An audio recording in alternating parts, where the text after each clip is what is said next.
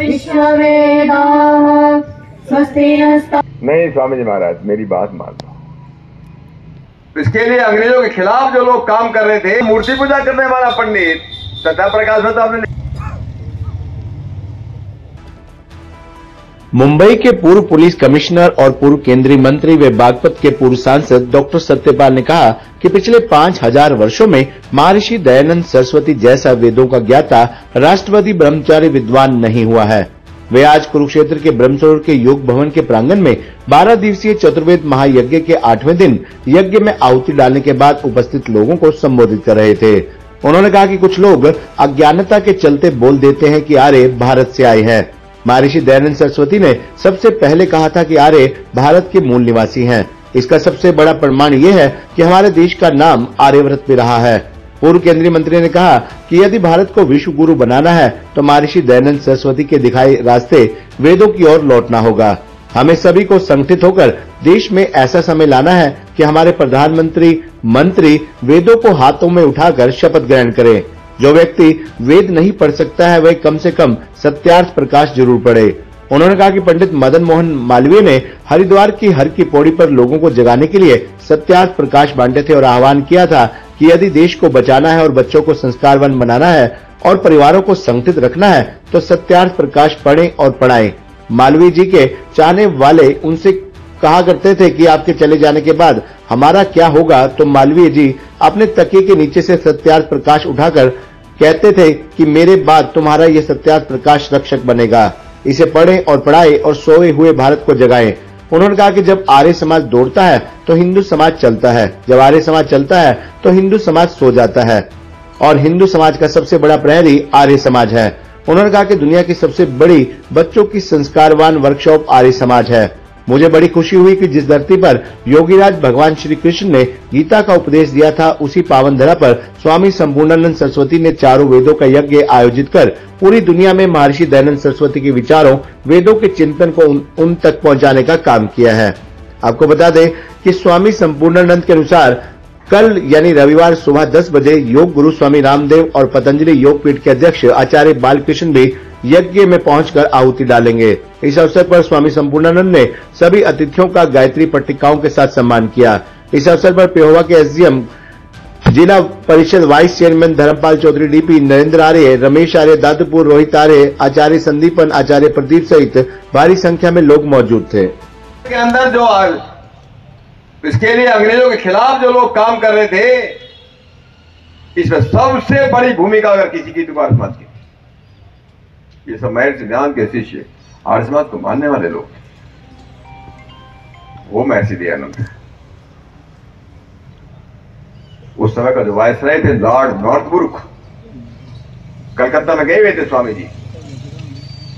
वहां वायसराय ने पूछा स्वामी जी से, स्वामी जी हमारे राज में, इस अंग्रेज राज में आपको कोई खतरा तो नहीं है? कहते नहीं, मुझे कोई खतरा नहीं है। अगर कोई खतरा नहीं, स्वामी जी आप सवेरे शाम भगवान से जब प्रार्थना करते हैं तो हमारे अंग्रेजी राज के लिए भी प्रार्थना करें कि ये लंबे समय तक चलता रहे। महर्षि दयानंद के अलावा और कौन ऐसा व्यक्तित्व हो सकता है जो कहता है सवेरे शाम प्रार्थना करता हूं, लेकिन प्रार्थना ये करता हूं कि जितना जल्दी अंग्रेजी राज खत्म हो जाए उतना। ये हिम्मत कौन दिखा सकता है? ये महर्षि दयानंद। जिन लोगों ने मैंने कुछ सुना, एक विषय में पढ़ाई किया कि 1837 से लेकर के 1877 तक कितने साल हो गए? 40 साल हो गए। 1837 से लेकर के 1877 तक इस देश के अंदर इतने बड़े बड़े अकाल पड़े। मैं 5 बड़े बड़े अकाल पड़े। इन 5 बड़े बड़े अकालों में उस जमाने में कितनी जनसंख्या भारत की रही होगी? 2 करोड़ लोग मरे गए। भूख से 2 करोड़ लोग मरे गए। अंग्रेजों ने इतना लूटा, इतना शोषण किया। ये स्वामी दयानंद ने देखा। केवल यही पढ़ाया जाता था कि जया इस देश के पास कुछ नहीं था, को ज्ञान नहीं था, को विज्ञान नहीं था, को कला नहीं थी। ये आर्य भी लोग बाहर से आए, ये दिखाने के लिए कि आर्य लोग बाहर से आए और जो यहाँ के रहने वाले मूल निवासी हैं, आदिवासी, जिनको आदिवासी बोलते हैं, जंगल में रहने वाले, यही यहाँ के मूल निवासी थे, ऐसे बोला गया। मैं तो एक दिन भारत सरकार के मंत्री को कहा, जो आदिवासी मंत्री का है, मैंने कहा ये इस देश के लोगों के प्रति अन्याय है। अगर आप ये कहोगे कुछ लोग आदिवासी हैं तो दूसरे गैर आदिवासी हो गए। दो गैर आदिवासी तो सबसे पहले रहा होगा। ये मैं सिद्धांत सबसे पहले जिन्होंने कहा, आर्य इस देश के मूल निवासी हैं, आर्य कहीं बाहर से नहीं आए। इस देश का सबसे पहला नाम आर्यव्रत था। वो गौरव, वो भारतीय गौरव, वो वेदों का गौरव। आप सत्यार्थ प्रकाश पढ़ो, सत्यार्थ प्रकाश में लिखा है स्वामी जी ने, चक्रवर्ती सम्राट होते थे देश के अंदर, ये सोने की चिड़िया थी। वैभव के अंदर, वीरता के अंदर, विद्वता के अंदर दुनिया का कोई सानी नहीं था। ये महर्षि दयानंद ने जाना, और ये उन्होंने जाना कि जब तक इस देश के अंदर वेदों की प्रतिष्ठा रही, वेदों के यज्ञ होते रहे। आजकल तो क्या हो गया, हिंदुओं में भी क्या हो गया, वेद तो छोड़ दिए, उपनिषद भी छोड़ दी, रामायण भी छोड़ दी, आजकल सुंदरकांड के पाठ होने लगे, श्रीमद् भागवत के पाठ होने लगे। हमारा स्तर कहां जाता रहा? जो वेदों का पाठ करने वाला ये देश था, वो कहां हो गया? इनमें हम लोग आ गए। उन्होंने कहा अगर दोबारा इस देश के गौरव को जगाना है, इस देश को आजादी दिलवानी है, इस देश को उसी धरातल पर अगर पहुंचाना है, उसी स्टेज पर, उसी स्तर पर अगर पहुंचाना है कि दुनिया का विश्व गुरु दोबारा भारत बन सके, तो हमें वेदों की ओर जाना ही पड़ेगा। बिना वेदों के दूसरे को पर्याय नहीं। ये महर्षि दयानंद है। लेकिन आजकल हमारे बच्चों को तो वेद को पढ़ाता नहीं। हमको भी किसी ने कॉलेज में, यूनिवर्सिटी में वेद पढ़ाए नहीं। बहुत कुछ करना बाकी है। इसके लिए आंदोलन खड़ा करना पड़ेगा। आप लोगों ने देखा होगा अमेरिका में अभी ट्रंप का हुआ था ना शपथ ग्रहण, इससे पहले बाइडेन का देखा होगा, आप लोगों ने टीवी पे देखा होगा। बाइबल हाथ में लेकर के शपथ लेते हैं। और ये देश जो वेदों को मानने वाला हो, क्या ऐसा कभी समय आएगा जब हमारे प्रधानमंत्री, हमारे मंत्री वेद को हाथ में लेकर के शपथ लेंगे?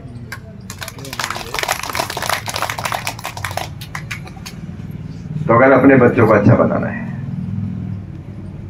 कौन नहीं चाहता हमारे घरों में अच्छे संस्कारवान बच्चे पैदा हो? कौन नहीं चाहता हमारे बच्चे बड़े अच्छे दिखे, बड़े रूपवान बच्चे पैदा हो? सब लोग चाहते हैं हमारे घर में। तो उसके लिए वेदों की शरण में जाना ही होगा, आयुर्वेद को जानना ही होगा। ऐसे ऋषि दयानंद कहते थे, अरे हम वेद नहीं पढ़ सकते, कम से कम सत्यार्थ प्रकाश तो पढ़ी नहीं चाहिए। वहां बिजनौर का एक गांव, बिजनौर का एक टाउन है, एक छोटा सा, बिजनौर जिले में, उत्तर प्रदेश में, धामपुर। वहां एक बरगाली गुज्जर नाम का एक वो था, कोतवाल काम करता था पुलिस के उसमें।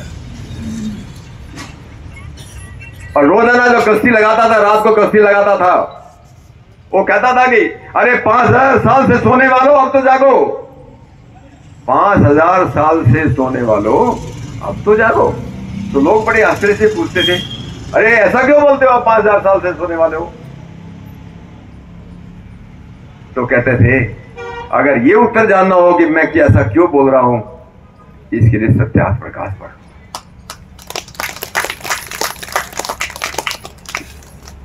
देखिए, सबसे पहले तो मैं वेद विद्या शोध संस्थान के संस्थापक अध्यक्ष पूज्य स्वामी संपूर्णानंद महाराज का मैं अभिनंदन करता हूं, उनका आभार व्यक्त करता हूं कि गत वर्ष की बात इस वर्ष भी उन्होंने चतुर्वेद पारायण महायज्ञ यहाँ पर जो है आयोजित किया हुआ है, जिसमें रोज़ाना सैकड़ों हजारों लोग प्रतिभाग करते हैं। मैंने ये कहा था, अगर समाज को बचाना है, अपने बच्चों को संस्कारवान बनाना है, अपने बच्चों को बलवान और बुद्धिमान बनाना है, इस देश का नव निर्माण करना है, पुणे दुनिया के अंदर इस भारत को विश्व गुरु बनाना है, उसका एकमात्र अगर कोई रास्ता है, वो है जो महर्षि दयानंद ने कहा था कि वेदों की ओर लौटो।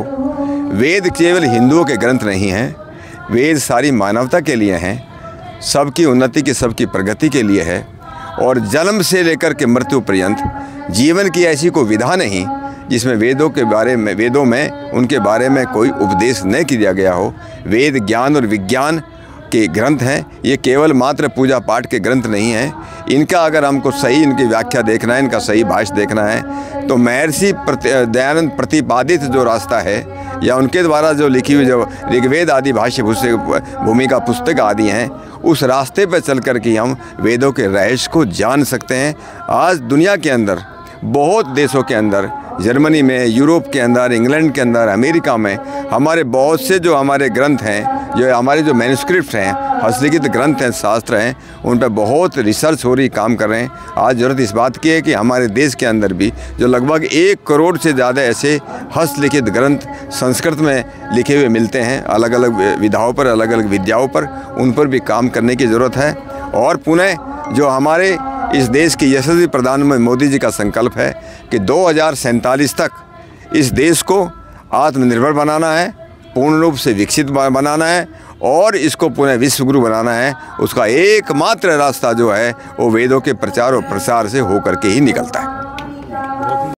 हे डैड, चंगी तरह खेडी चैंप। Any doubt? किदा खेडी अज वेखो, सुके सुके दाग वेखो। नो डाउट इन्ना सुक्के दागा लई है सर्फ एक्सेलमैटिक हुण नवे पैक विच एसपीपी टेक्नोलॉजी दे नाल ए जिद्दी सुक्के दाग कटे semi automatic machine which he. Any doubt? नवा सर्फ एक्सेलमैटिक।